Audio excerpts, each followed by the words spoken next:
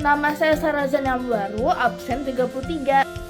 A. Perkembangan teknologi informasi dan komunikasi. Teknologi informasi atau TI adalah teknologi yang menggunakan komputer untuk menyimpan, mengambil, dan mentransmisikan atau mengirimkan data atau informasi. TI secara umum adalah sistem informasi dan sistem komunikasi atau sistem komputer yang terdiri atas perangkat keras, perangkat lunak, dan peralatan seluruh yang digunakan oleh pengguna tertentu agar dapat berinteraksi dengan perangkat lain. TI dapat ditambah dengan peralatan komunikasi seperti jaringan komputer, teknologi, dan interaksi dengan komunikasi tersebut. Penggunanya dapat berkomunikasi dan mentransmisikan informasi tanpa dibatasi ruang waktu. Yang ditambah peralatan komunikasi ini disebut teknologi informasi dan komunikasi atau TI. Pekerjaan menyimpan, mengambil, memanipulasi, dan menemukan informasi sejak zaman bangsa Sumeria di Mesopotamia, mengembangkan tulisan pada sekitar 3000 yang dalam mengajar modern dikenalkan dengan definisi teknik sistem matematika untuk mengambil keputusan dan sistem menyelesaikan tingkat tinggi melalui program komputer. Pengertian tersebut muncul pada tahun 1950 sebagai artikel di harian besi yang dikeluarkan oleh Thomas L. Lambar revolusi komputer.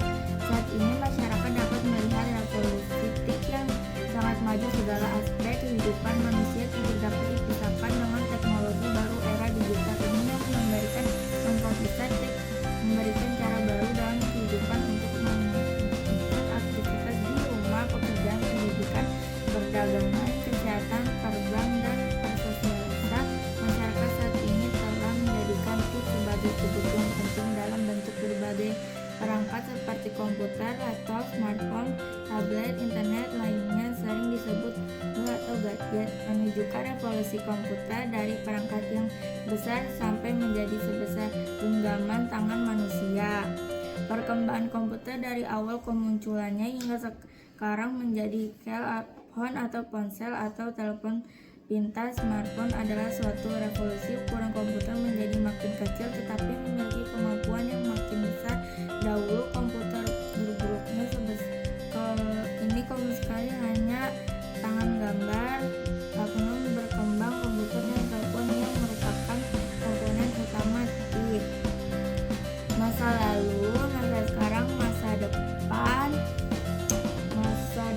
gambar membuat perkembangan komputer dan telepon. Saat ini smartphone telah dapat menggantikan berbagai macam peralatan. Smartphone dapat digunakan untuk mendengarkan lagu yang berarti telah menggantikan CD player atau radio, menulis surat berarti menggantikan mesin TIK, membuat videografi mengganti kamera video, membaca berita yang berarti menggantikan koran, dan masih banyak hal yang lain.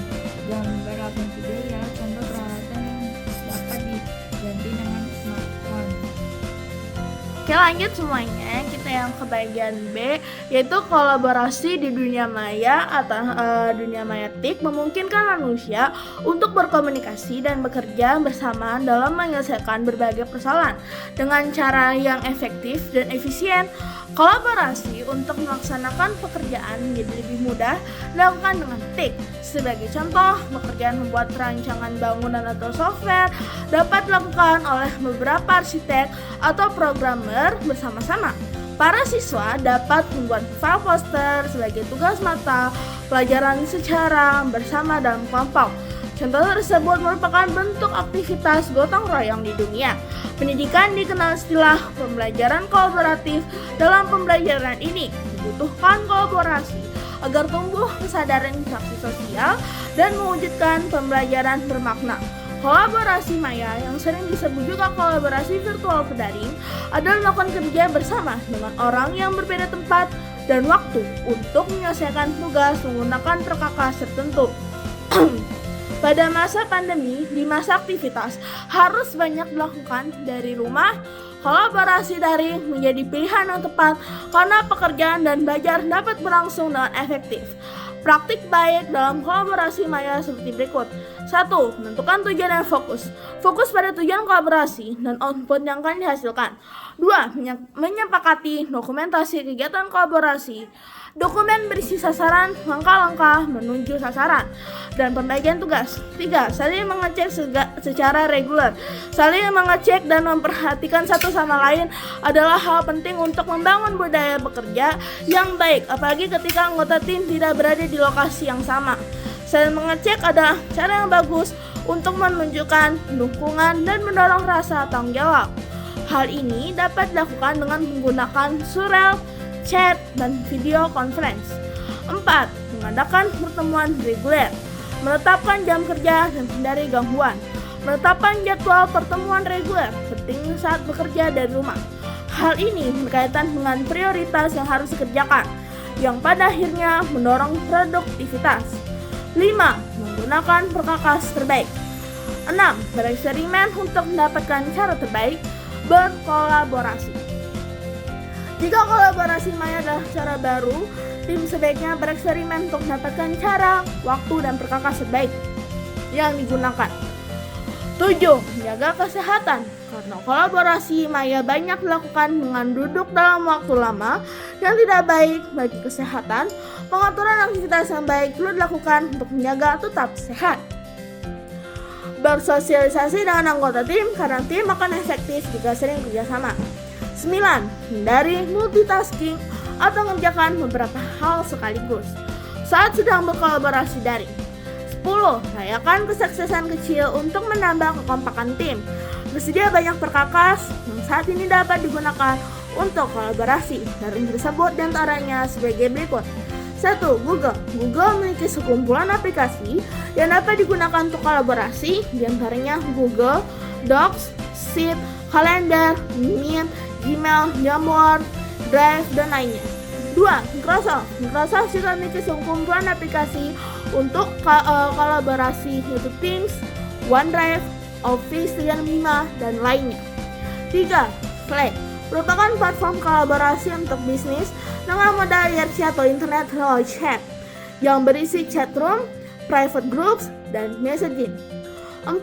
Zoom kolaborasi dalam bentuk teleconferencing dan online chat.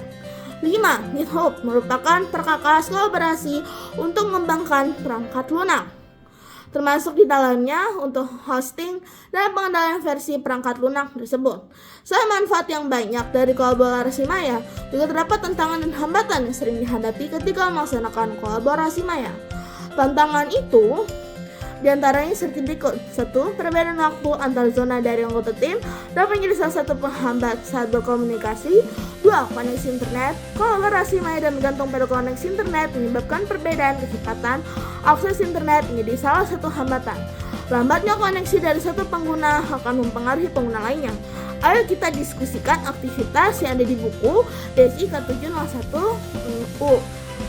Eksplorasi teknologi terkini dengan teknologi kolaborasi kalian. Diharapkan melakukan eksplorasi dampak sosial atas perkembangan teknologi pada beberapa tahun belakangan ini. Teknologi yang berkembang pada 3 tahun belakangan ini didominasi beberapa hal, contohnya seperti berikut. 1. Kecerdasan buatan, mobil tanpa sopir dan robot pengganti pekerjaan manusia. Gambar 8.6, mobil otonom, robot pengganti pekerjaan manusia. 2. Internet of Things atau IoT. Saat ini dengan berkembangnya teknologi 5G, 6G menyebabkan pengendalian objek elektronis untuk keperluan banyak hal telah dapat dilakukan dengan teknologi IoT ini. CCTV di rumah dapat matikan dengan mudah dengan ponsel. Printer dapat diaktifkan melalui Wi-Fi. AC rumah dapat dihidupkan dan matikan dari kantor. 3. Virtual atau augmented reality, virtual reality atau VR teknologi yang mensimulasi keadaan jadi sangat mirip dengan realitanya. Teknologi ini banyak digunakan pada video games dan perangkat belajar seperti menerbangkan pesawat terbang, operasi tubuh dari sekolah, dokter, dan lainnya. VR berkembang dengan memandukan objek asli dan objek menciptakan oleh komputer yang disebut teknologi augmented reality atau AR. 4. Edge Computing Technology yang memindahkan komputasi di ujung edge, di mana data dan kecerdasan disimpan pada peralatan ujung pengguna teknologi, seperti telepon pintar, rumah pintar, mobil pintar, dan lainnya. Teknologi data selalu ingin dikembangkan untuk tujuan positif, seperti meningkatkan produktivitas, efektivitas, dan lainnya. Namun, tidak tertutup kemungkinan teknologi tersebut membawa dampak negatif. Itu yang bagian B, sekarang lanjut ke bagian C. Lanjut bagian C, media sosial. Media sosial ialah salah satu teknologi yang dihasilkan dari perkembangan revolusi komputasi. Media sosial adalah media interaktif yang memungkinkan penggunaannya untuk berkreasi, menuliskan ide dan berekspresi, serta membagikan informasi tersebut dalam kualitas virtual. Komunitas virtual tersebut berjalan di atas jaringan komputer atau internet. Media sosial sering disebut sebagai produk web, di mana penggunaan dapat menciptakan kontennya sendiri. Ardis Kapalan dan Michelle Helien mendefinisikan media sosial sebagai sebuah kelompok aplikasi berbasis dasar ideologi dan pencipta dan penggunaan konten yang dibuat sendiri oleh pengguna. Media sosial pertama kali ditemukan dibuat GeoCities adalah aplikasi media sosial berbasis tahun 1994, di mana pengguna dapat membuat dan mengkreasikan sistem web sesuai reaksi pengguna dalam tahun 1900. Aplikasi merupakan layanan jaring sosial awal digunakan untuk membantu penggunaan mencari teman sekolah dan kuliah. Aplikasi dilanjutkan berkembang dengan konten yang lebih menarik, yaitu membukukan buku tahunan sekolah, berbagai trailer film, musik, dan foto. Sosial media berkembang dengan kehadiran Siggeres tahun 1997 yang saat ini telah memiliki fitur profil, daftar teman, dan aviasi sekolah bagi penggunanya. Pengguna diharapkan menggunakan nama aslinya. Aplikasi chat juga berkembang pada era ini dengan banyak digunakannya. AIMIR dan Chat Open Diri adalah aplikasi jaringan sosial berikutnya yang dinamakan pada tahun 1998 yang merupakan komunitas buku harian memiliki 561 diari dari 77 negara di 7 dunia. Sosial sekarang seperti komentar, pembaca, dan privasi konten yang lain diperlukan bagi teman. Perkembangan terus berlanjut dengan dikembangkan Live Journal tahun 1999. Basis menggunakan yang banyak di negara Asia Tenggara, termasuk Indonesia. Di Indonesia sendiri, Friendster masih digunakan sampai tahun 2001. Tahun 2003 sebagai jaringan sosial untuk kalangan profesi dan berorientasi pada pekerjaan.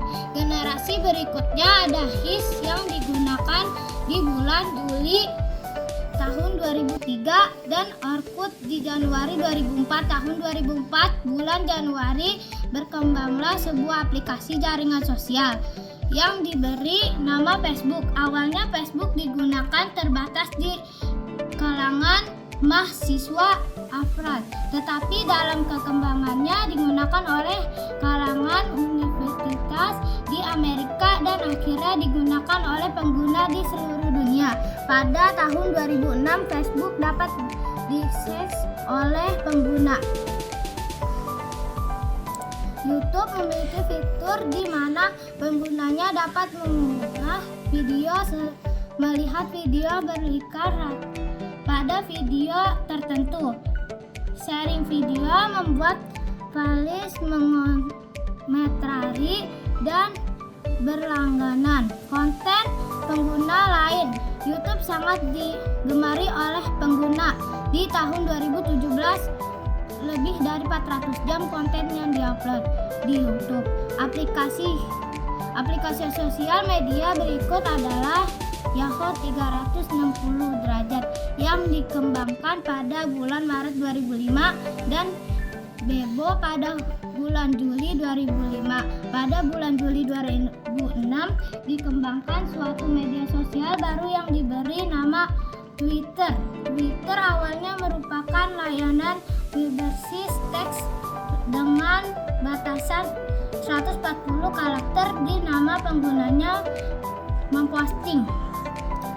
Dengan konten posting banyak 280 karakter serta audio dan video dengan lama 440 detik Twitter. Sosial berikutnya adalah Tumblr yang diciptakan tahun 2007, Instagram pada bulan Juli 2010 dan Google pada bulan Juli 2011 dan terus berkembang sampai saat ini. Media sosial saat ini mengaruh besar pada budaya masyarakat. Makin kayanya pengguna smartphone berdampak pada makin ia sosial media.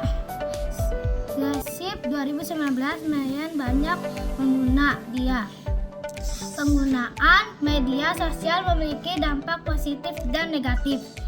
Media ia dimanfaatkan oleh banyak interaksi.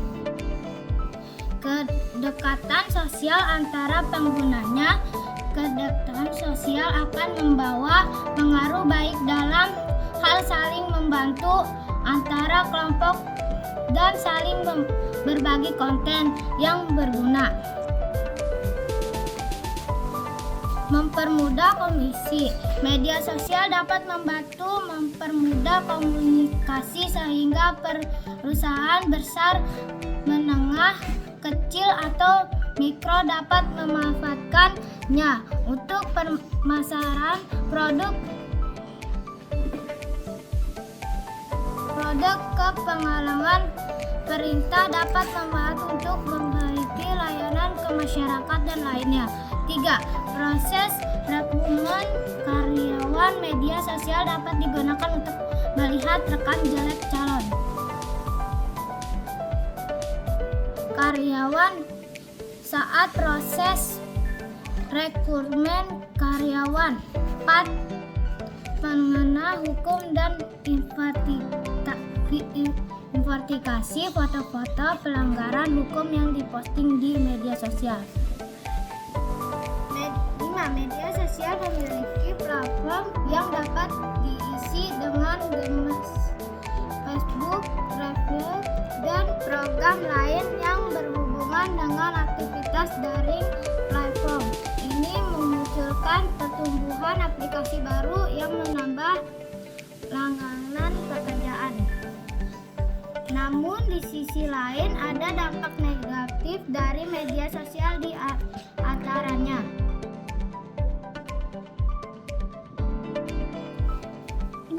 D. Informasi pribadi dan hukum privasi.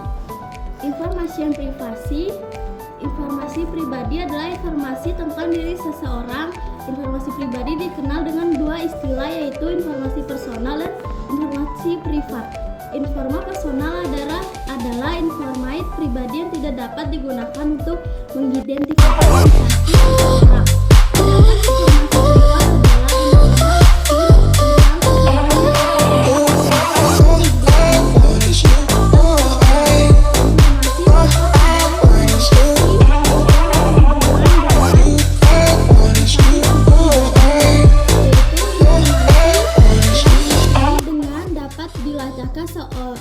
Seorang individu. Informasi privat sering juga disebut informasi sensitif. Contoh, Contoh informasi privat diantaranya adalah akun sarel, nomor telepon, nomor identifikasi atau KTP, SIM, dan lainnya. Termasuk foto di mana kita dapat diidentifikasi.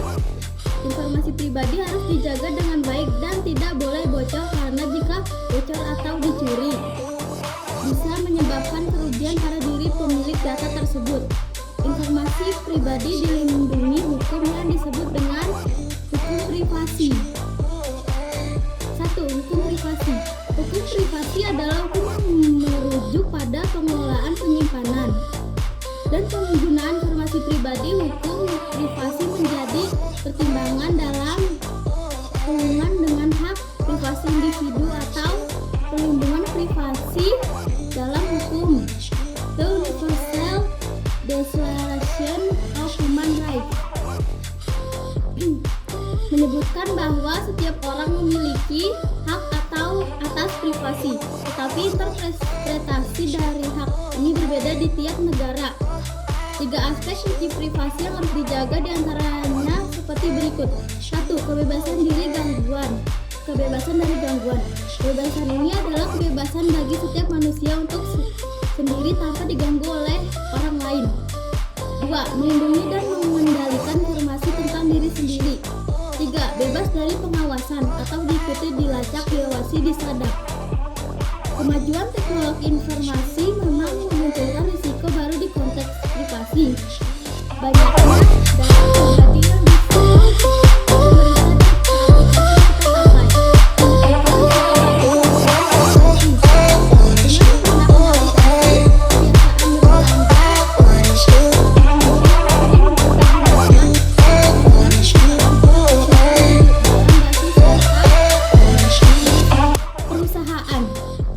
kita dengan senang hati mengupload foto, video, data, dan kita di media sosial kita yang menimbulkan resiko untuk digunakan dengan tidak sah oleh orang lain.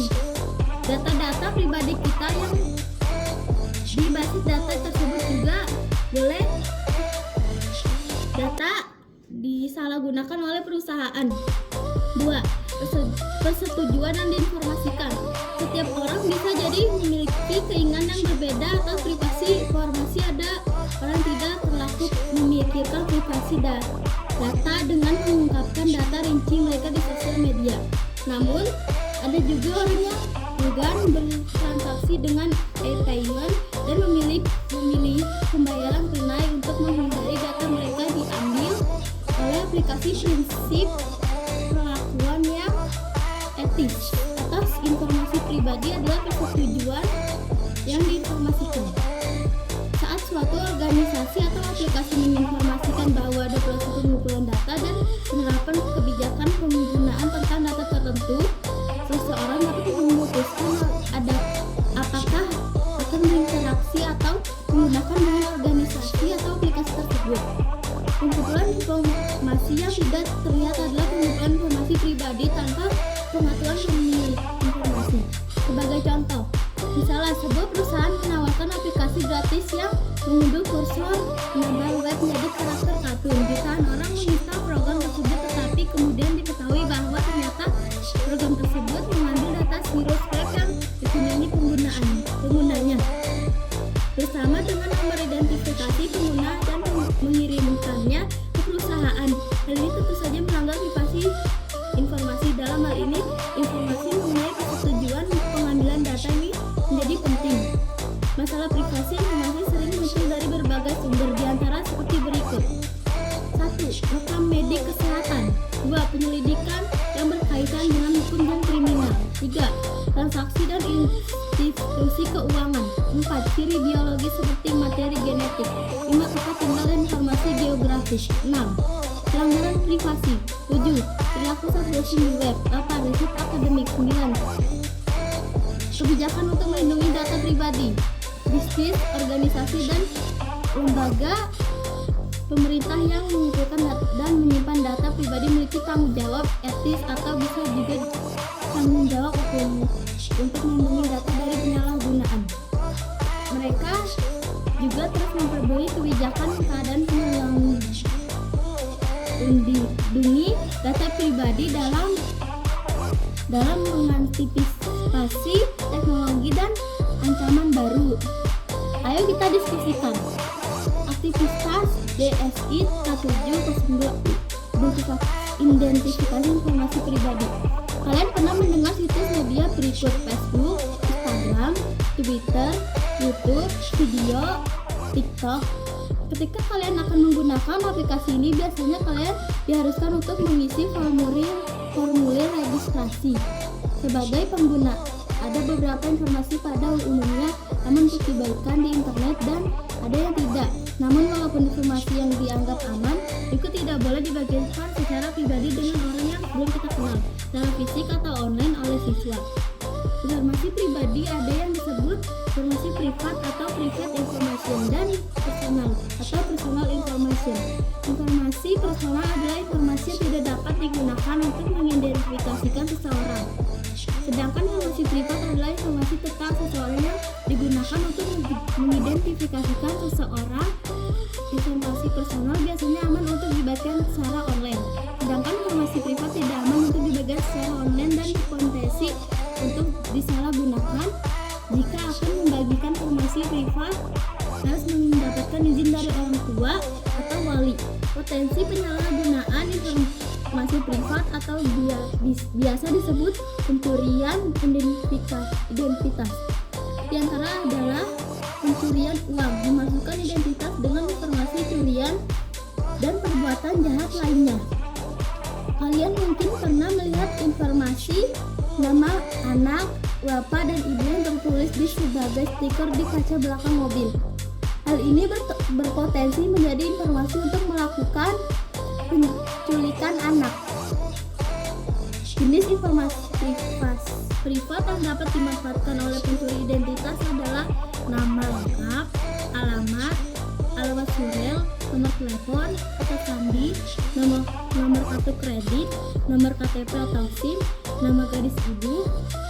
Jenis informasi personal yang dapat dibagikan tanpa menunjukkan identitas yaitu umur, jenis kelamin, jumlah saudara, genre musik, favorit, makanan favorit, nama dan jenis hewan peliharaan, pendapat tentang sesuatu dan lainnya ketika berinteraksi dengan orang lain. A few moments later. Memberikan informasi pribadi, baik personal maupun privat. Kalian tidak boleh memberikan informasi privat kepada orang yang tidak dikenal di dunia nyata dan juga saat online. Diskusi 1. Diskusikan dengan teman dan tuliskan pada lembar kerja siswa 1 mana saja termasuk informasi personal dan informasi privat.